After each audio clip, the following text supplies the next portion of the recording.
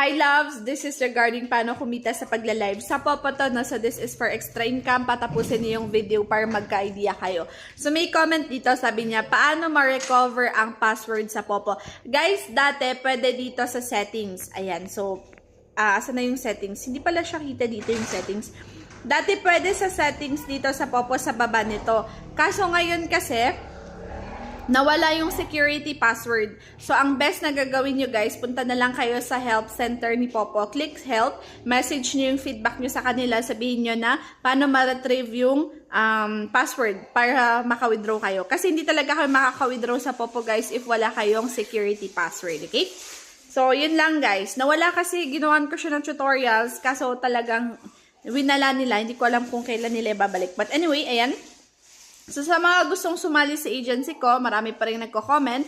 I-message nyo lang ako sa FB page ko, Vines Vlogs